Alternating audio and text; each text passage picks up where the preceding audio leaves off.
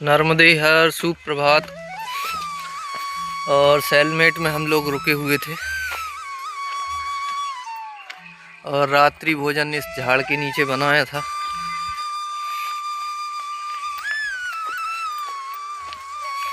नर्मदे हर।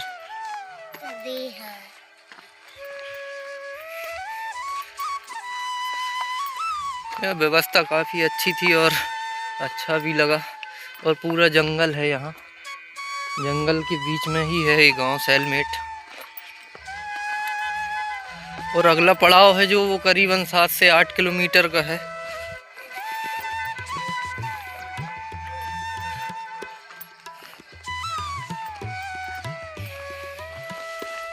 आश्रम से निकलने के बाद अभी खेतों के रास्ते जाना पड़ रहा है और यहाँ पे काफ़ी कम खेती है।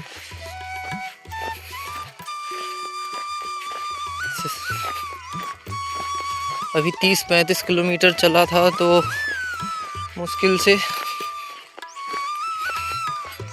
1-2 गांव में ही खेती देखने मिली, वो भी थोड़ी बहुत।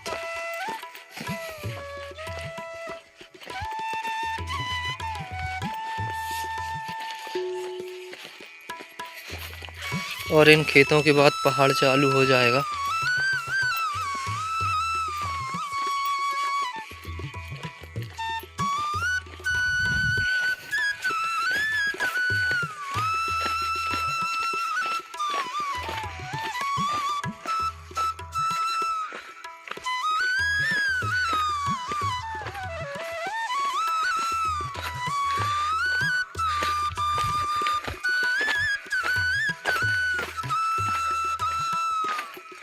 पहाड़ों में 11 से 12 बजे तक भी ठंडी लगती है, क्योंकि छाँव में से चलना है। जब ऊपर पहुँचो पहाड़ पे तभी धूप लगती है, नहीं तो नीचे छाँव, ठंडी हवा, नाक भी ठंडी कान भी ठंडे।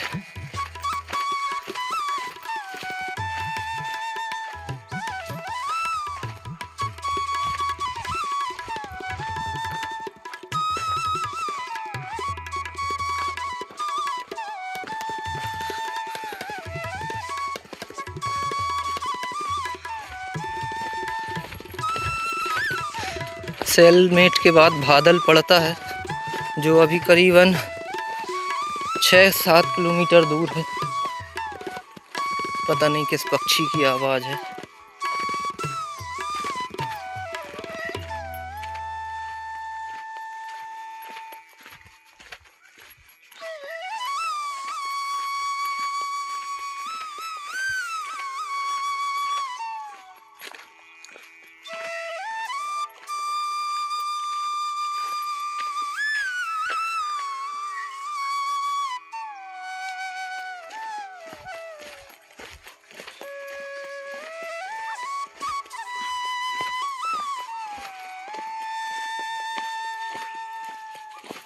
और इस नाले के रास्ते होते हुए आए और अभी सोर जाना है। ये झरने हैं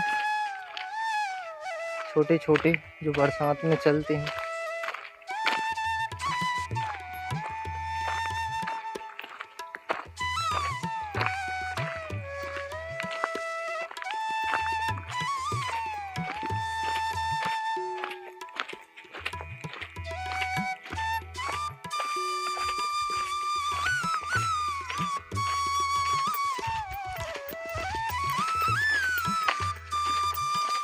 मगर जब तक छांव रहती है चलने का आनंद है, क्योंकि धूप लगती है तो फिर थकान होती है। छाए छाए में चलो भले ठंडी लग रही है मगर चलना अच्छा हो जाता है।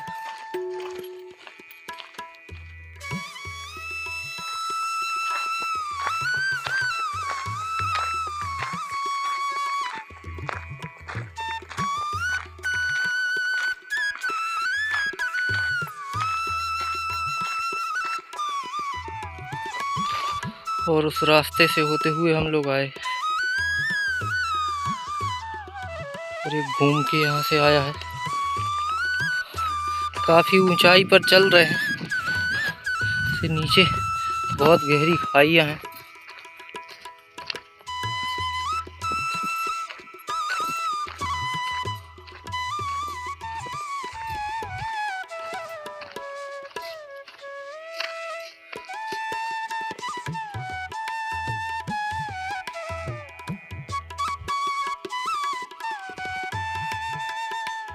ये सभी लोग बाजार से अपना अपना राशन लेके आए हैं।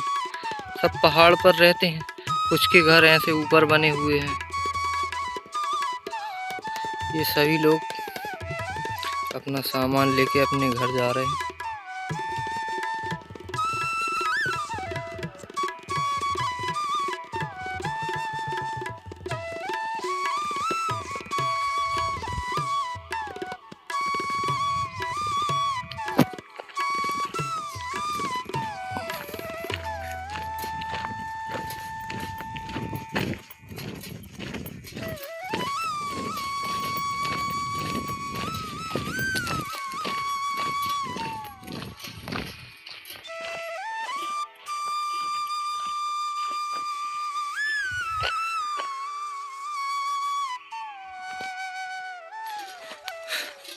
गौ माता इतनी शांत खड़ी हैं।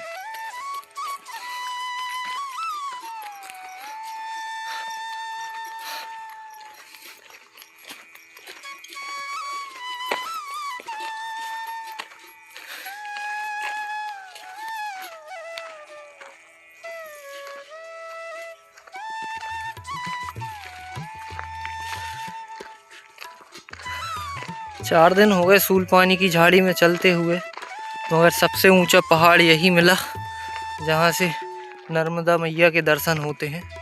और सबसे ज़्यादा ऊंचाई इसी पहाड़ पे समझ में आई, क्योंकि यहाँ से दूर दूर के गांव, जो भी गांव हैं, वो दिखाई दे रहे हैं।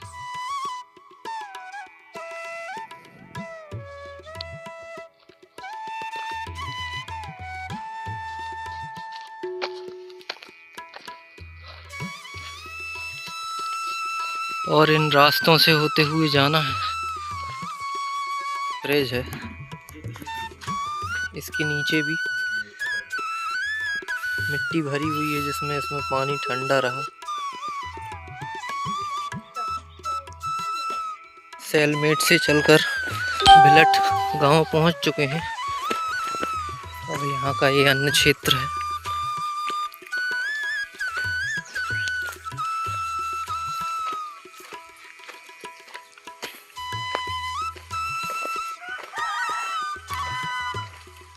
मुर्गे का सुबेरा अब हो रहा है।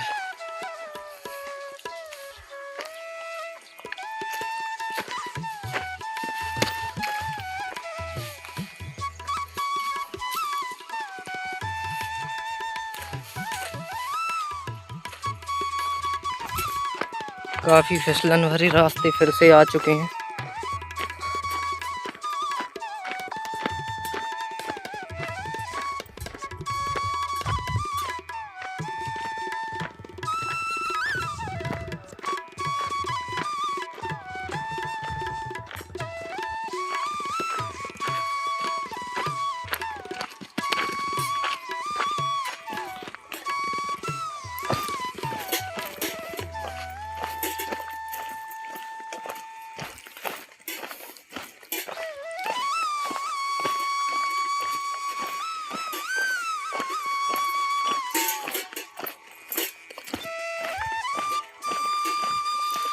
काफी ऊंचाई से अब नीचे की ओर उतर रहे हैं।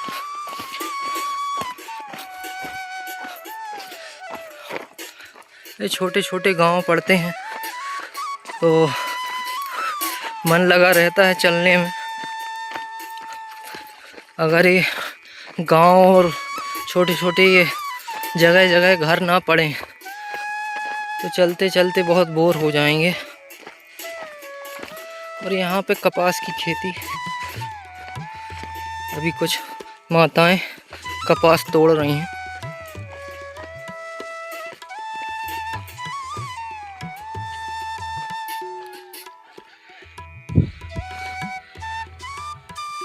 और एक बार फिर से नदी को नाव से ही पार करना है। और ये दिख तो पास में रही, मगर है बहुत दूर, करीबन अभी 1 किलोमीटर दूर है।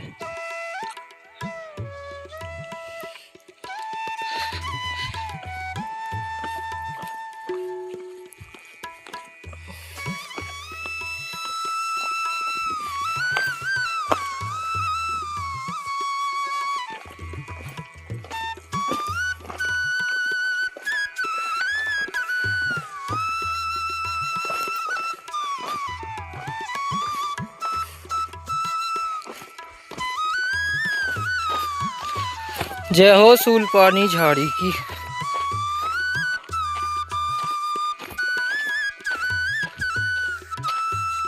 कुछ परिक्रमावासी अभी बैठे हैं, ये सभी लोग नाव से ही पार करेंगे।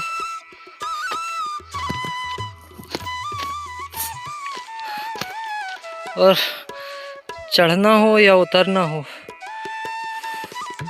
दोनों में एक सा जोर लगता है। उतरते टाइम फिसलने का डर और चढ़ने टाइम पूरी ताकत लगा दो।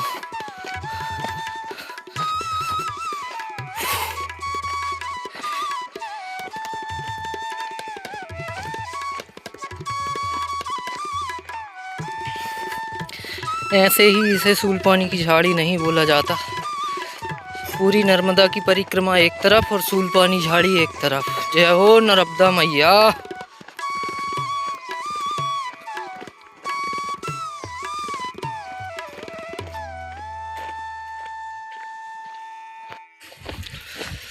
और तट के काफ़ी करीब पहुंच चुके हैं और यहाँ से अब नाव में बैठ के जाना है।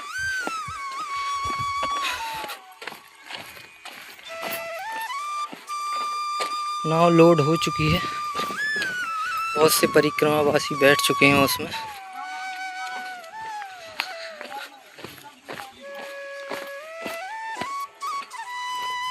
यहाँ पर दो दो भिलट गांव हैं। एक भिलट गांव अभी छोड़ के आए हैं पीछे,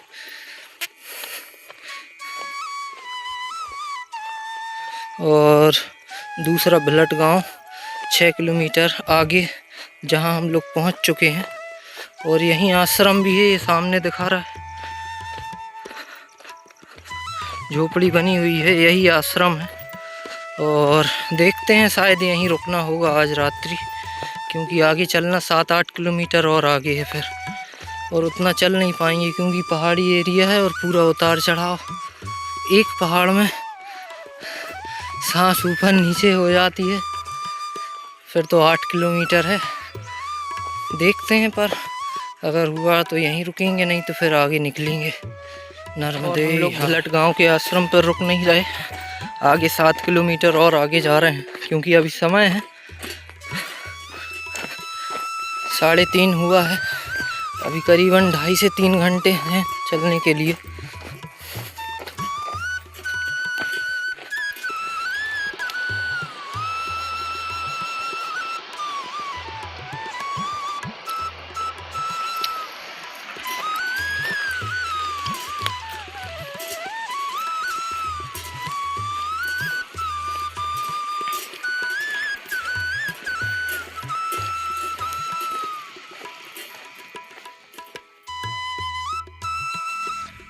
ग्राम भबरी के काफ़ी करीब पहुंच चुके हैं। यहाँ पे रोड तो है, मगर चढ़ाइयाँ इतनी ऊंची ऊंची कि चाहे पहाड़ में चल लो या इन रोड पे चल लो, बात बराबर है।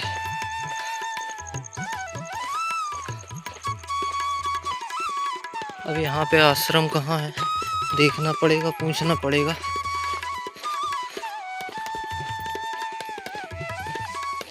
क्योंकि 5 बज चुके हैं और अब ज़्यादा चल नहीं सकते।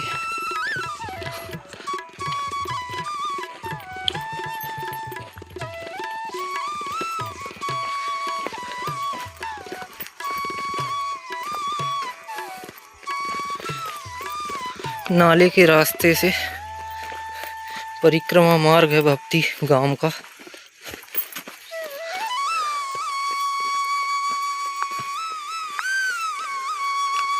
अब एक रास्ता ऊपर भी गया है, नीचे भी गया है, और निशान दोनों में नहीं लगे।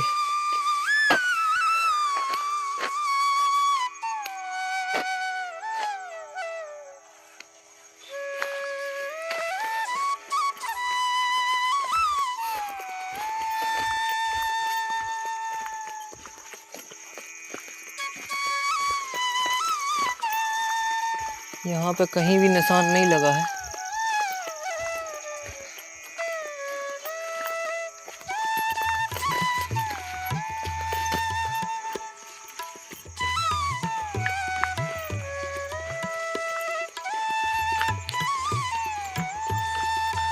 आगे आके दिखते हैं कि निशान लगे हुए हैं।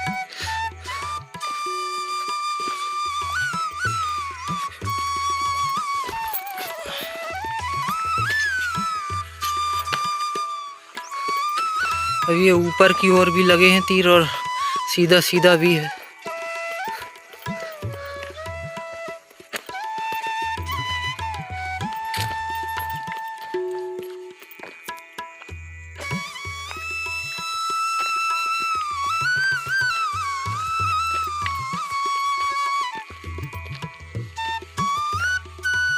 सारा गांव निकला जा रहा है, समझ में नहीं आ रहा आखिर आश्रम है कहाँ।